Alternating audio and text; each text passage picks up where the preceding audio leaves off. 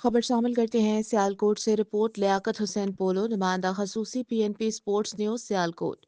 GSL edition 7 का खेले जाने वाला 35वां मुकाबला पाक चाइना सैदपुर ने बोस 11 बजवात को शानदार मुकाबले के बाद 41 रन से हराकर यह मुकाबला अपने नाम कर लिया और जीएसएल एडिशन 7 में पहला मुकाबला अपने नाम किया।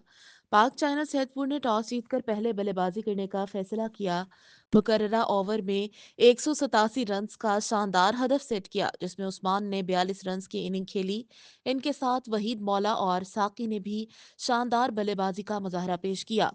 हदफ के ताकुब में टीम बोस 11 बजवात का आगाज अच्छा न रहा। ओपनिंग के जल्द आउट होने की वजह से टीम का बैलेंस काफी खराब नजर आया।